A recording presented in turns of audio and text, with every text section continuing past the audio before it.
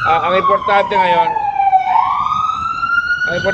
madala natin kagad yung mga equipment na yan para makapagtrabaho tayo kagad ng mabilisan. COVID or not, we will work and continue to reach out to the people. Nakikita nyo ito, kompleto, pati payloader. Para yung mga nakaharang sa kalye, malilinis, yung mga nadaganan ng mga lupa at mga debris, mag-aayos. And then may mga ambulansya kasama yan, and then we have yung nagpo-produce ng tubig na malinis.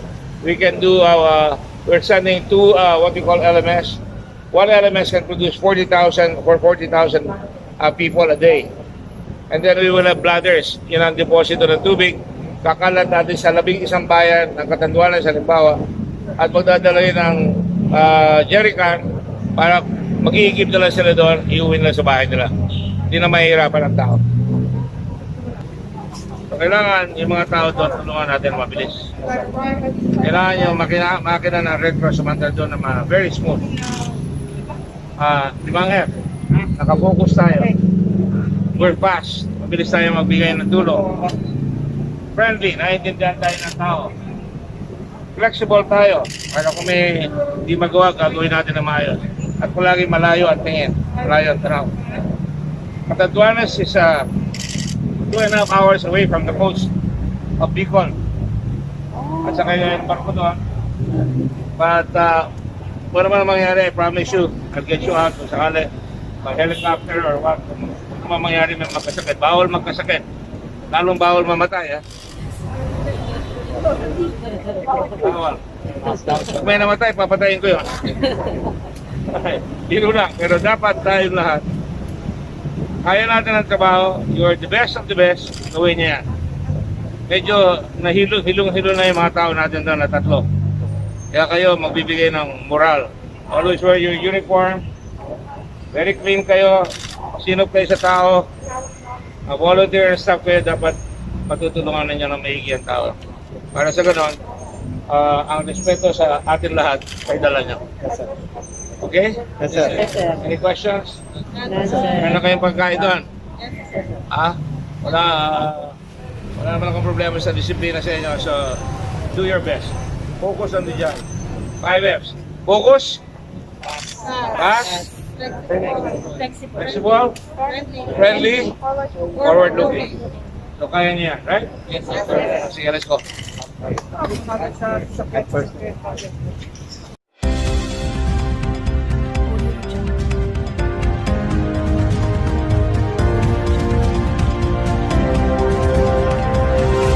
Pasig News Update.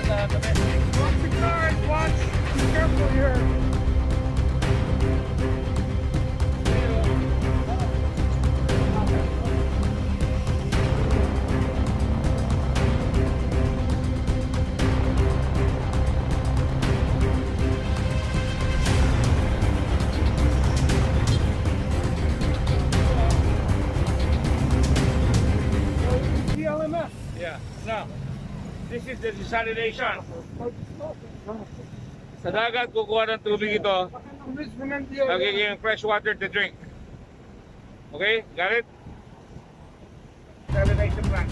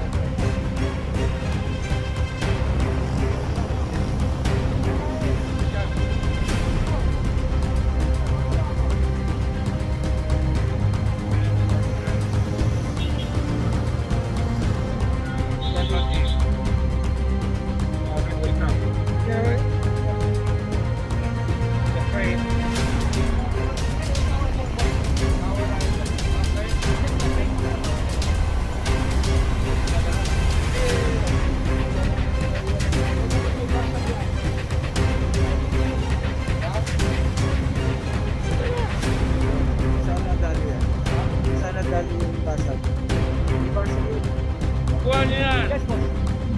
Okay, let's go.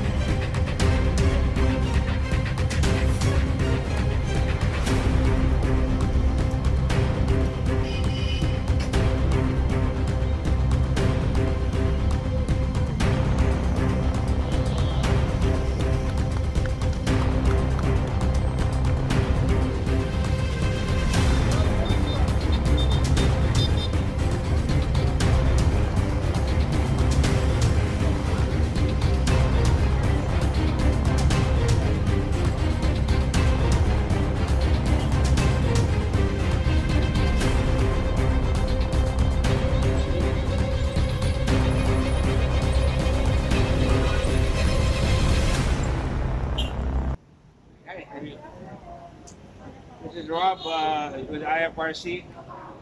We can also ask him questions. There you go. Okay, fire away. Ilang vehicles ito? 70 po, 70. Okay, okay, go ahead. Senator Catherine, that's from the Austrian and Philippines. Senator, do we describe the feedback? Especially in Catanduanes and Albay. As well as Catanduanes and Albay. We have an We have not gotten yet any information. We're trying to put up our single sideband there. All they need to do is set up the antenna, and when we have that, we have information up to date.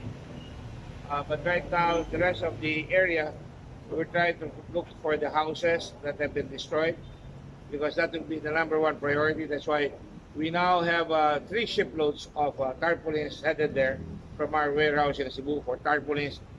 But we'll have to split it to Catanduanes when we're able to do that, as well as to the houses in Camarines Sur, Camarines Norte, and Sorsogon, and Albay, not to mention the other provinces that have been less hit. there are no communications, sir, there, no? We have communications, but been very spotty. We're trying to get our single sideband radio. We have it; it's working, but the antenna has got to be fixed. And then, in fact, in my car, I have 3 satellite phones. I was supposed to fly there today, but I was advised by the CAAP that I should not fly because the conditions are not right. So maybe tomorrow we can have more, and we will be able to know exactly what's going on. I'm sure I'm going to get a report tonight from the chapter administrator in Virac. Traveling tomorrow instead, Senator. Hopefully. And the first batch will be driving back today. Hopefully it will be arriving tomorrow by the time we arrive there. 15 vehicles, Senator. So there will be a continuous shuttle of equipment being brought to the island of Catanduanes, and along the way we will drop some of the equipment that they need in the various provinces that are affected also. So not only Catanduanes, sir. What about Albay? Can you look us up in Albay? Well, Albay was hit, and there are quite a few houses that were destroyed, and there have been a severe landslide from Mayon volcano in Ginobatan, which took out a lot of houses. Some say 300 houses. There were deaths that occurred there. I'm sure there are more deaths. I'm hoping that there will be no more, but I'm sure, knowing from my experience, you'll have a lot of deaths when we discover and open up this Catanduanes, as well as the other areas, as we begin to be able to penetrate the inner areas of those areas. So we'll have to wait. Hintayin muna natin.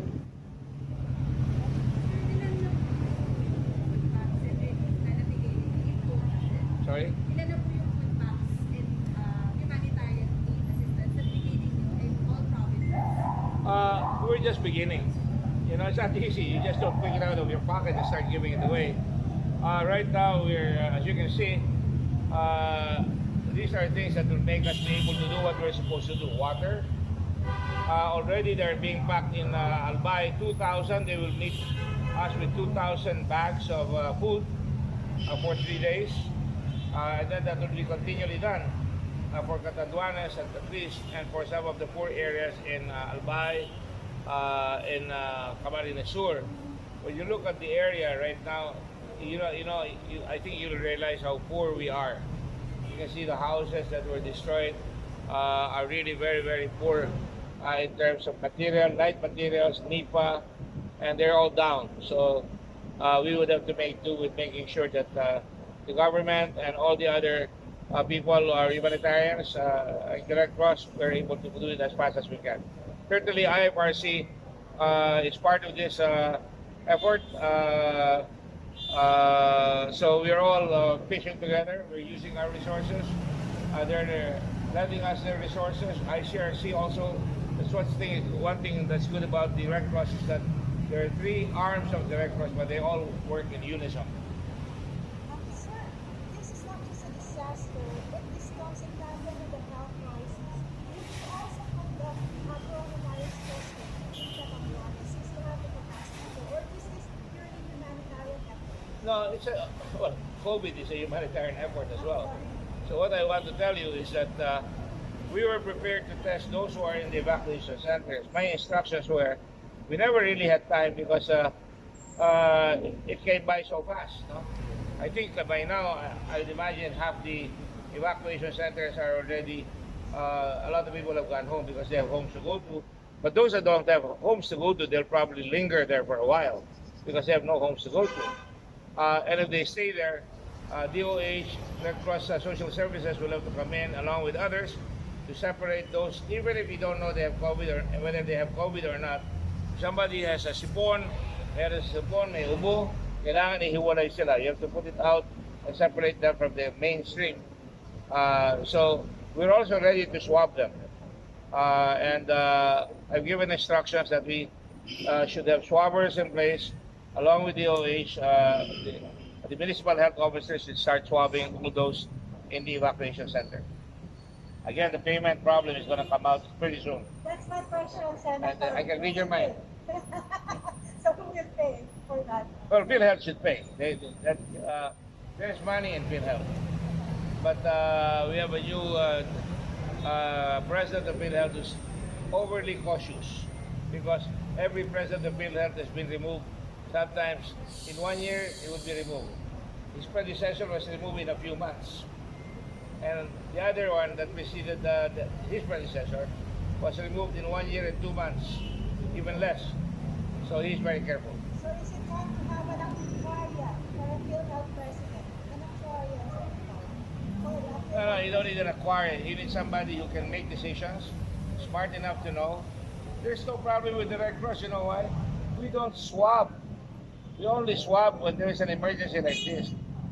They send us all the people, all the swabs that were the product of Philippine Coast Guard work and PNP work. And that's the only thing that we receive. And they're all documented and it's all computerized. They have a barcode and we can account for every one of them. So they have to go through the motions that they are allegedly validating it. I'm sorry I'm being impolite again. But they can validate it all they want. But at the end of the day, how can we get or ask money from the world? And I don't want to say this, but I will say it. If our own government is not paying what was done for the government, especially for the people. And we did not volunteer. They came to us and they asked us to test and they promised us to pay. It's just like going into the expressway. You have to have an RFID. You have to pay to get through. That's like buying a pre-phone card. You have to pay the card before you even use it. So it's just like the taxman, our VAT. The hand of the government is already in your pocket even before you buy it. Tuloy lang ng reaction ninyo, viral ngayon sa social media, isang Hollywood star nagsabi, pray for the Philippines, tapos magpadala ng pera, at ang sabi ni isang artista, Agot Isidro, ipadala daw sa office ng Vice President, pero mas marami yung nagsabi, sa Red Cross na lang daw.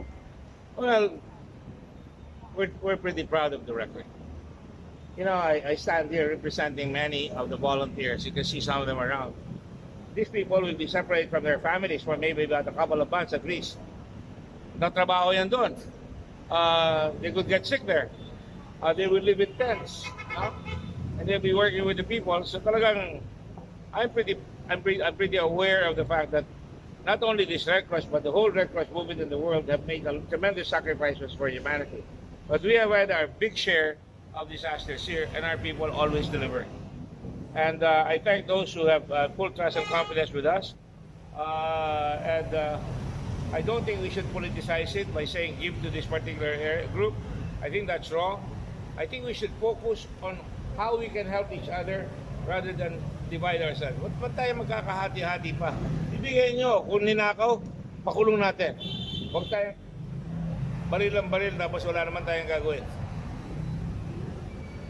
Senator, I have one more question. Sure. Since these rolling disasters, we've got to contact the number of disease testing that we need to do.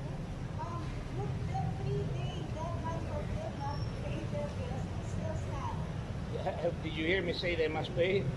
I mean, I've already indicated that they should pay.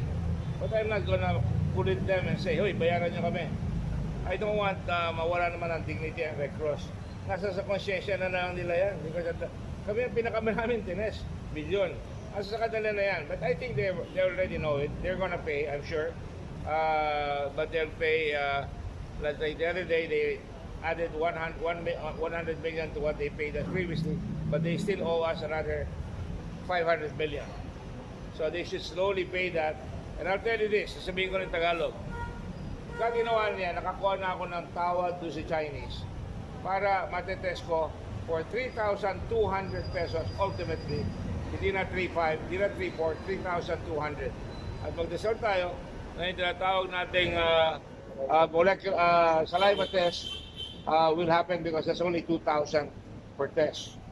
So mabuti na yung gano'n kasi wala tayong and saliva is being used now in many American universities. And you know what? One of the discoverers of that is a Filipina, very young one, PhD molecular biology, and she's working on cancer.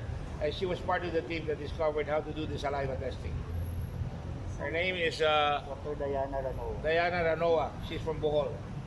I'm very proud of her. So, Okay, I just want to say again that a lot of us, the Secretary General hardly sleeps. She sleeps here, practically. So do a lot of other people. Because just one after the other. Sunod-sunod ang problema. Kami rin, ako nagtatrabaho kami doon. I have one staff usually or two working in my house because my wife is compromised, right?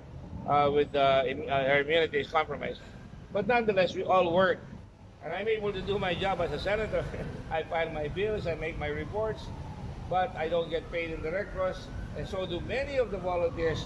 And so I have to work a lot harder to make sure that the trust of the people is not lost upon the Red Cross. yan po kayo, sir. Thank you. Chairman, Yes. from DCWB, ilan po yung mga ipapadala natin na volunteer?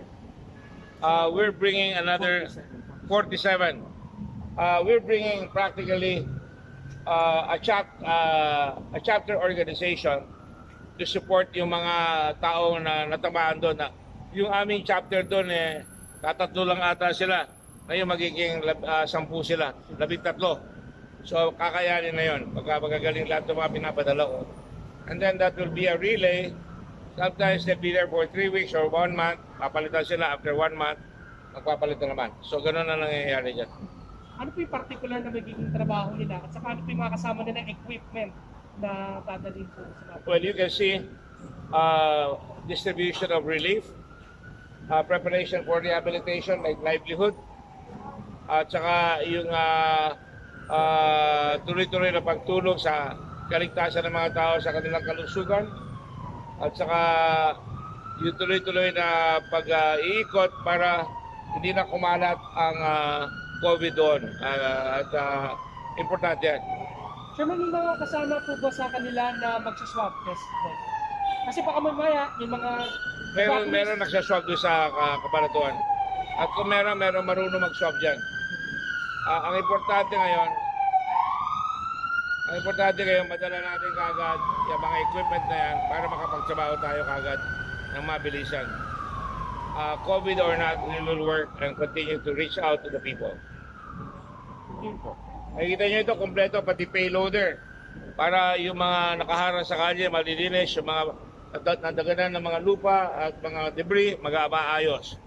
And then may mga ambulansya kasama yan, and then we have yung nagpo-produce ng tubig na malinis. We can do, we're sending two, what we call LMS. One LMS can produce 40,000 people a day. And then we will have bladders, yun ang deposito ng tubig. Kakalat natin sa 11 bayan ng Catanduanes, halimbawa, at magdadala ng jerrycan para mag-iigib nila sila doon, iuwi nila sa bahay nila. Hindi na mahihirapan ang tao. Okay? Thank you. There we go.